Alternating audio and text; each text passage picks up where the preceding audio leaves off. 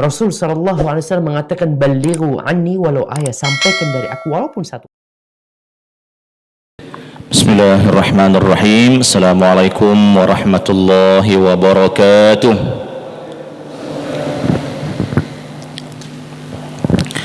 Alhamdulillahi rabbil alamin.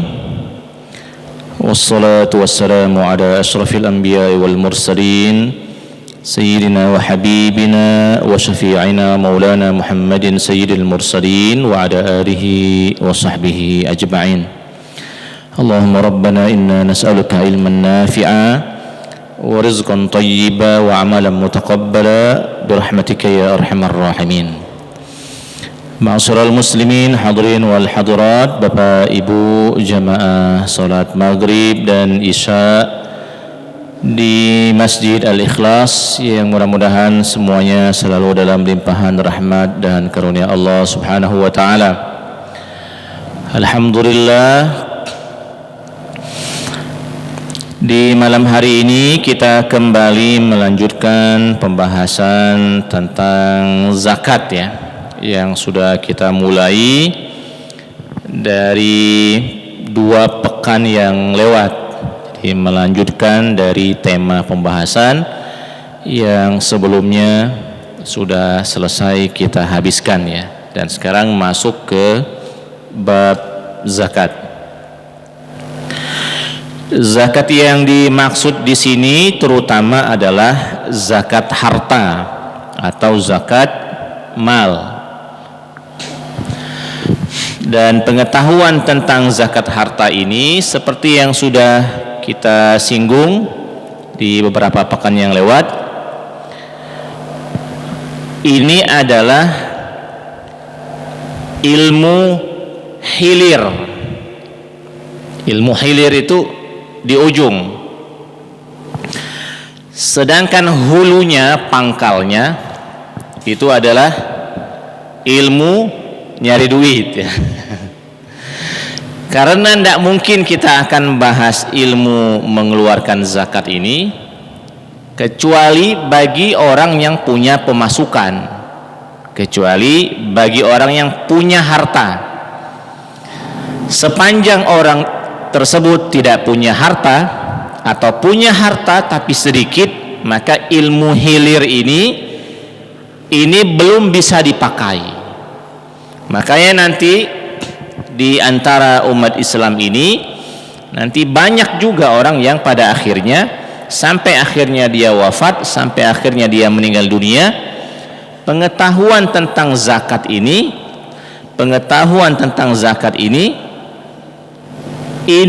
belum pernah dipakai sampai orang tersebut meninggal dunia. Nah, jadi di antara semangat kita umat Islam misalnya, termasuk ini juga nasihat untuk saya pribadi, di antara nasihat kita dalam mencari rezeki misalnya ya, maka tidak ada yang salah kalau seandainya kita mencari rezeki berupa harta itu dengan target bahwa harta kita sampai ke nominal zakat gitu ya, sampai ke nominal zakat. Dan bahwa ajaran-ajaran tentang zuhud ya, tentang kita semua meninggalkan dunia, tentang kita semua menganggap dunia ini adalah hina, saya kira tidak juga bertentangan dengan ajaran membayar zakat. Jadi zuhud itu sebenarnya lebih ke mindset ya. Mindset itu apa ya? Anggapan bahwa kita menganggap dunia ini hina. Karena kita menganggap dunia ini hina, maka kalau seandainya dunia ini ada di genggaman kita, maka dia jangan dimasukkan ke dalam hati, sehingga akhirnya apa yang ada di genggaman ini akan mudah lagi kita keluarkan gitu ya. Itu yang dimaksud dengan zuhud. Dan zuhud itu sebenarnya adalah orang pasca dunia, orang pasca dunia. Sekali waktu saya pernah ketemu dengan salah seorang guru kami. Beliau ini dua kebangsaan. Maksudnya beliau ini punya kewarganegaraan Indonesia dan juga punya kewarganegaraan Turki. Ternyata boleh di kita ya, punya dua kewarganegaraan ini. Ini orang aslinya orang Indonesia, tapi dia juga sudah memegang kewarganegaraan Turki. Sekali waktu saya ketemu dengan beliau dan beliau bawa mobil yang kira-kira harganya lebih mahal mobil saya sedikit. Jadi mobilnya itu mobil di bawah apa namanya, di bawah anggapan kita lah ya. Maksudnya orang ini seharusnya tidak pakai mobil itu kan. Ngobrol, saya tanya, kenapa Ustadz, saya panggilnya Ustadz, kenapa Ustadz pilih mobil ini? Katanya, saya merasa nyaman dengan mobil ini, dan mobil-mobil yang lain itu kira-kira sudah pernah saya rasakan. Jadi biasa-biasa lah katanya kan. Saya misalnya naik apa namanya, naik Pajero, Fortuner, biasa-biasa lah katanya kan. Tidak ada yang harus di wah bangga-banggakan gitu kan. Tidak ada yang harus terlalu dibangga-banggakan. Jadi akhirnya orang pasca dunia itu begini. Orang itu kalau sudah sampai pada strata kekayaan ya, nanti biasanya tampilannya biasa-biasa ya. Biasa-biasa ya. Orang yang bisa begini, orang yang sudah sering makan ayam ya, dia juga ayam tuh biasa lah. Kalau ada ambillah ayam gitu kan. Orang yang biasa misalnya, apalagi misalnya orang yang sudah biasa dengan kehidupan yang mewah, pada akhirnya dia akan menganggap hal itu biasa-biasa saja. Nah, sebenarnya zuhud dengan konsep seperti ini yang harus dikembangkan. Bukan berarti bahwa zuhud itu kita meninggalkan dunia pada saat kita sendiri tidak mampu untuk mendapatkan dunia. Jadi bukan itu semangat yang dikedepankan. Nah, inilah contoh dari zuhudnya Rasulullah SAW dan zuhudnya para sahabat beliau ya. Rasulullah SAW itu secara pemasukan besar, bahkan beliau itu punya pemasukan secara khusus dari setiap ghanimah, harta rampasan perang yang didapat. 1/5 ya. 1/5 itu jatah Rasul. Prosentasenya ya, 1/5. Dulu harta rampasan perang kan berbentuk emas, berbentuk perak, berbentuk unta gitu ya. Harta rampasan perang. Itu besar, itu jumlahnya besar.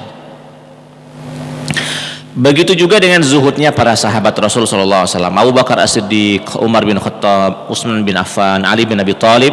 Ini adalah bentuk kezuhudan saat dunia sudah di tangan. Sekali waktu misalnya Abu Bakar As-Siddiq radhiyallahu anhu, bukan Abu Bakar As-Siddiq, sekali waktu Rasulullah sallallahu alaihi wasallam setelah sholat subuh, beliau bertanya dengan para sahabatnya, siapa yang di pagi hari ini sudah menjenguk orang sakit? Ini baru subuh, tidak ada yang angkat tangan. Abu Bakar As-Siddiq angkat tangan, saya ya Rasulullah. Sudah jenguk orang sakit ya? Berarti kemungkinan dia juga orang sakitnya itu entah dalam perjalanan dari rumah ke masjid atau malamnya sebelum tidur. Pokoknya siapa yang sudah jenguk orang sakit? Abu Bakar As-Siddiq angkat tangan. Kemudian ditanya lagi sama Rasulullah SAW, siapa yang hari ini berpuasa sunnah? Tidak ada juga sahabat Nabi yang angkat tangan. Kemungkinan besar itu bukan hari Senin, juga bukan hari hari Kamis. Kemungkinan kan? Karena kalau Senin Kamis mungkin banyak juga yang puasa Senin Kamis.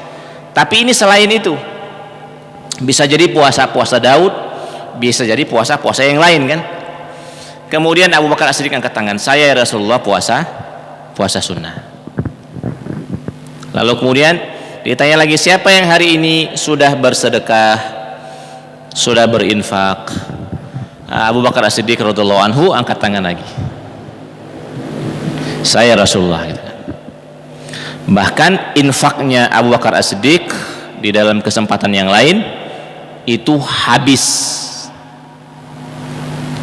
Terus ditanya, apa yang engkau sisakan untuk keluargamu?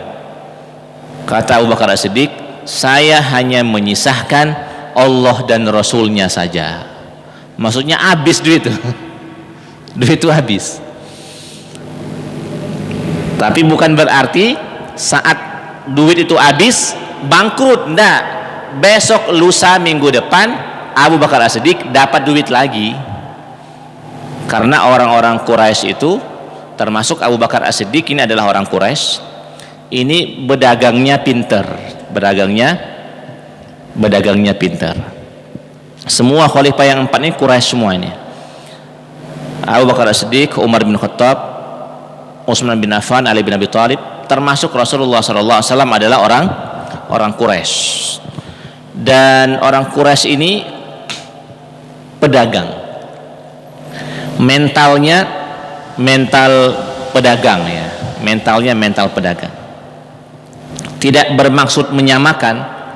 Saya kalau orang Indonesia ini yang paling terkenal sebagai jiwa pedagang yaitu orang Padang, orang Minang kan, orang Minang. Di Tanah Abang Jakarta itu orang Minang semua isinya. Walaupun sekarang ini para pedagang di Tanah Abang ini banyak yang protes sekarang ini ya, sepi ya. Wallahu ta'ala alam bisawab. Kenapa bisa seperti itu? Yang jelas sekali lagi saya hanya pengen mengungkapkan bahwa saat kita belajar ilmu tentang zakat ini, maka tidak ada salahnya sambil kita menambah pengetahuan tentang zakat, sambil kita juga menambah pengetahuan bagaimana caranya mencari duit ya. Karena selagi duit sedikit, ilmu zakat ini tidak akan pernah terpakai. Berarti ada rukun Islam yang akhirnya kita tidak menggunakannya sampai meninggal dunia kalau seandainya kita tidak punya duit. Apakah itu salah? Enggak salah. Karena memang duit kita tidak sampai gitu kan. Cuma kalau ada kesempatan punya duit banyak, enggak apa-apa, ambillah itu sebagai bagian dari cara kita untuk mengamalkan ilmu zakat. Nah, pengetahuan tentang bagaimana cara nyari duit ini sebenarnya adalah pengetahuan yang harus memang dipelajari. Menjadi pedagang itu bukan simsalabim tiba-tiba ada ilmunya, enggak. Dimulai dulu dengan teori-teorinya, baru kemudian prakteknya gitu kan. Nah, di antara kritikan orang-orang tentang lembaga pendidikan yang ada di Indonesia ini, khususnya secara umum, tidak ada pengetahuan tentang nyari duit. Tidak ada pengetahuan tentang nyari duit. Coba di SD ada enggak pelajaran tentang ilmu nyari duit? Di SMP, di SMA, di kuliahan enggak ada. Padahal kita setiap hari butuh ini. Maka sekarang ini tengah ibaratnya disemarakkan ya, bagaimana ilmu-ilmu dasar tentang uang ini sudah harus mulai diwujudkan di dalam lembaga pendidikan, supaya kita kenal uang itu apa, bagaimana konsep uang, bagaimana cara mencari uang, bagaimana seperti itu ya. Bagaimana cara berinvestasi, bagaimana cara jual beli yang benar, bagaimana cara ini. Nah, itu sebenarnya bisa dipelajari sekolah. Termasuk saya pribadi juga tidak mendapatkan materi itu ya. Saya dapat materi tentang duit itu selama saya belajar di pesantren, di S1, di S2 dan di S3. Saya tidak ada belajar ilmu itu di kelas. Paling yang ada di kelas belajar ilmu zakat. Belajar ilmu zakat dan jual beli secara umum dalam aturan-aturan syariah. Nah, baik, ini mengulang Bapak Ibu semua, mengulang dari muqaddimah betapa pentingnya bahwa pengetahuan tentang cara mencari uang itu juga penting untuk dilihat dan didengar. Baik Bapak Ibu semua, kemarin kita sudah membahas tentang zakat emas dan perak ya. Zakat emas dan perak. Bahwa zakat emas kemarin kita bahas terakhir, nisabnya adalah kepemilikan emas 85 gram emas. Nisab itu batas minimal harta masuk wajib zakat. Nisab itu adalah batas minimal harta kena zakat. Emas nisabnya adalah 85 gram emas. Kemudian mengeluarkannya harus sampai ketemu 1 tahun, namanya haul.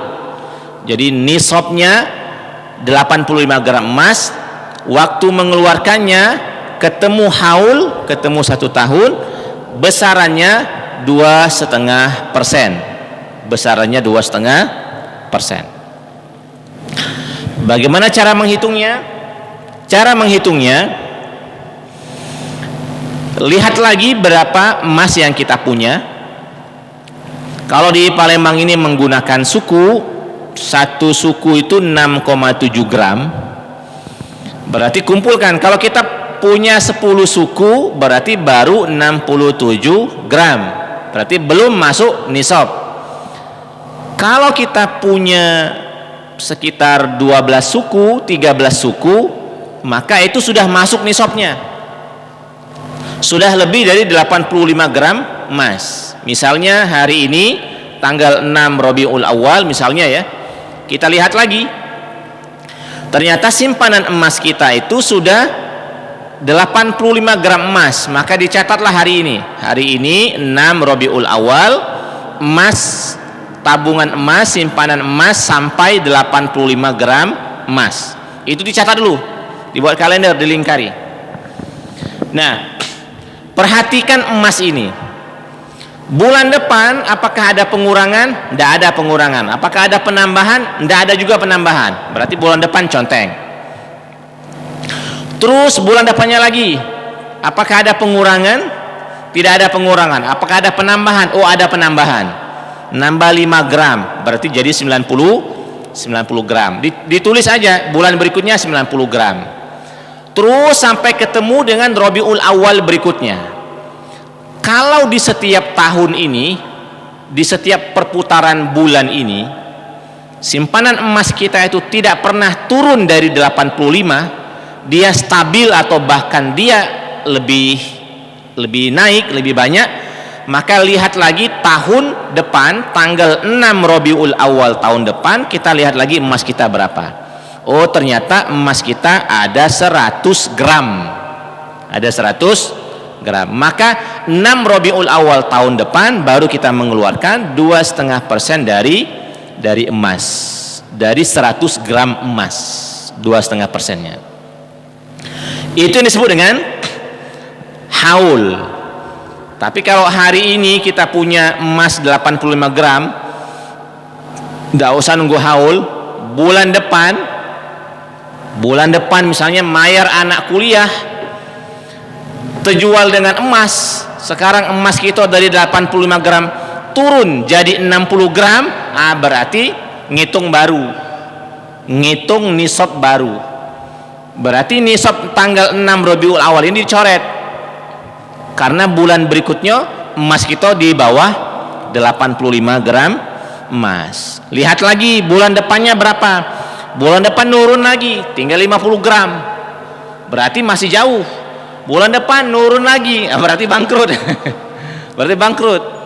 Masuk bulan Ramadan, misalnya masuk bulan Ramadan, emasnya naik lagi, masuk lagi 85 gram emas, conteng lagi Ramadannya. Di Ramadan berarti kita ngitung haul baru. Haul barunya di Ramadan. Nah, jadi memang orang yang bayar zakat harta itu kalau dalam bab emas dan perak ini adalah orang yang punya harta stabil. Orang kalau punya harta stabil itu masuk kategori kaya baru ya, soge baru. Soge baru. Dia punya stabil 85, 90 emas simpanannya ini. Nah, itu stabil berarti dia. Tapi kalau 85, 50, naik lagi 60, turun lagi 40, ini tidak stabil. Ini tidak stabil.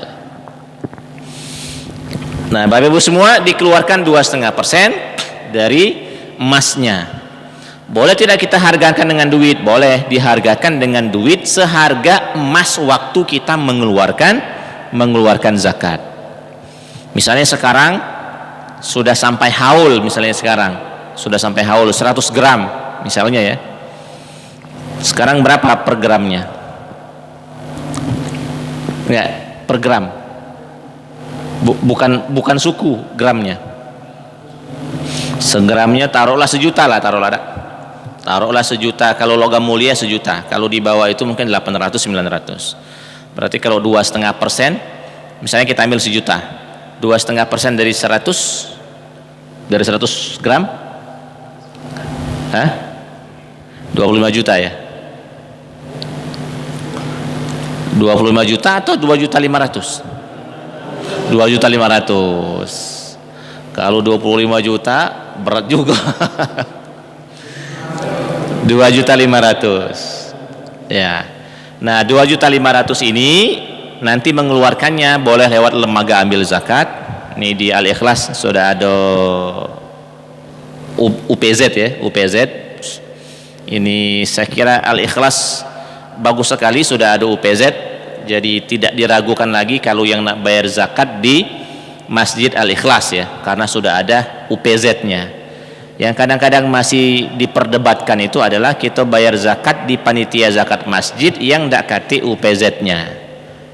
Itu kadang-kadang perdebatannya agak rame. Boleh tidak maksudnya yang tidak kati UPZ menerima zakat? Nah, itu dalam aturannya sebenarnya tidak boleh sebenarnya. Tapi akhirnya di masyarakat kita masih apa namanya? Masih ada yang cak ini.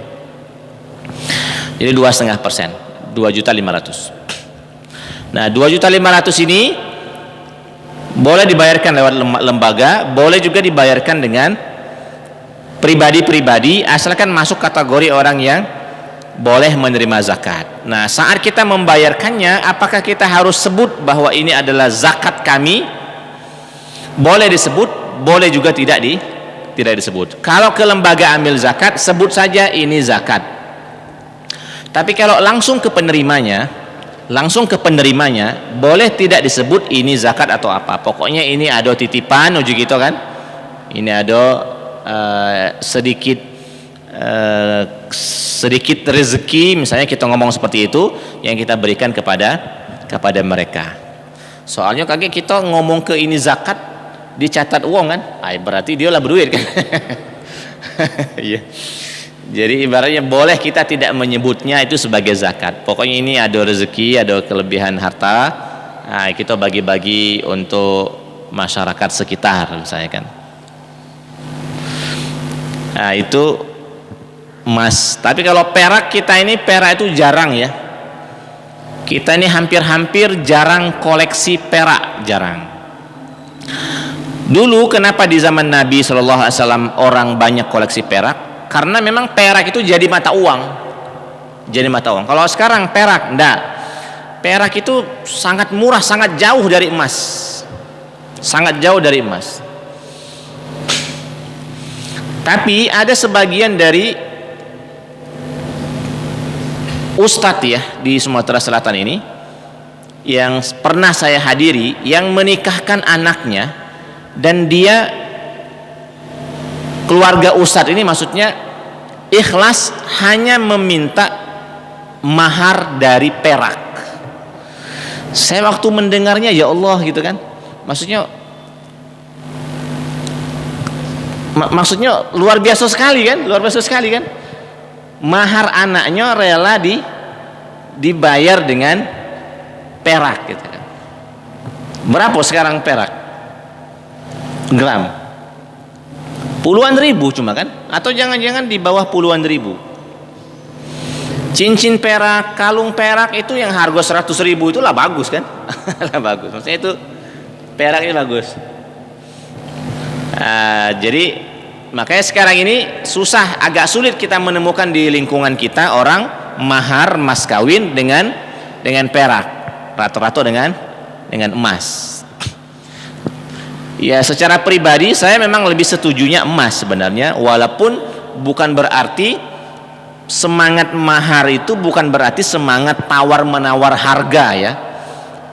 Misalnya aku inilah mesakkan anakku ini selama selawi tahun saya kan, sebulan aku nih ngabiskan duit untuk anak putriku ini misalnya sekian, hitung-hitungnya cek itu kan. Akhirnya misalnya kami minta emas, kami minta mahar misalnya 10 suku misalnya, Masya Allah gitu kan. 10 suku beri jualah yang nak datang gitu kan. Kalau uang tuanya ngomong 10 suku gitu kan, 10 suku kalau sekarang 6 juta 60 juta berarti baru untuk maharnya baik kan. Nah tidak juga seperti itu, maksudnya semangat mahar emas tidak juga kita jadikan sebagai deal-dealan semacam tawar menawar, tukar manusia dengan emas. Tidak juga ada kesan seperti itu. Cuma kita kepingin kenapa dengan emas, karena emas ini harganya stabil dan ini juga untuk pegangan lah kira-kira ya, untuk simpanan dari calon istri gitu ya. Untuk simpanan jadi calon istri, karena ini adalah harta murni nanti milik istri yang diberikan oleh suaminya. Ini emas. Baik, jadi saya ulangi lagi, untuk emas nisabnya 85 gram. Syarat haul ketemu seluruh bulan sampai 1 tahun. Kemudian persentasenya adalah 2,5%. Nah, zakat emas ini dilebarkan sekarang ini, kita lebarkan lagi walaupun di buku ini tidak ada. Zakat emas ini dilebarkan lagi menjadi zakat uang kertas ya, zakat uang kertas. Jadi karena zakat kontemporer ini juga membahas tentang zakat uang kertas, termasuk zakat tabungan, walaupun di dalam tabungan ini cuma ada angka-angka ya, tidak ada duitnya, tidak ada kertasnya, tidak ada emasnya, cuma ada hitungan angka-angka. Itu juga nanti cara menghitungnya bisa ditambahkan dengan kepemilikan emas yang kita punya. Jadi sekarang ini cara menghitung zakat emas itu adalah dengan 1 emas plus uang cash plus uang tabungan. Jadi ditambahkan seperti itu. Kalau emas kita cuma misalnya emas kita 60 gram, misalnya emas kita 60 gram, kita punya duit cash di rumah 10 juta, ditambahkanlah 60 gram ditambah 10 juta, kita punya tabungan di ATM, di bank, jumlah tabungan kita misalnya 50 juta. Kalau 60 gram ditambah 10 juta ditambah 60 juta sama dengannya, setara dengan 85 gram emas atau lebih, maka itu juga sudah masuk dalam kategori nisab zakat. Walaupun kepemilikan emasnya secara pribadi, harta emasnya belum masuk, tapi karena ditambahkan dengan uang kertas cash yang ada di rumah yang dia pegang, kemudian uang simpanan tabungan yang dia simpan juga mirip dengan kepemilikan emas. Akhirnya sebagian lembaga amil zakat sekarang ini memasukkan ini sebagai unsur yang sama, sehingga akhirnya ditambahkan, atau dia emas dakati, misalnya dia emas dakati, tidak ada dia emas, cuma duitnya duitnya di tabungan, dia punya 100 juta. Sama saja. Karena 85 gram ini kalau kita kalikan 1 juta berarti kan 85 juta.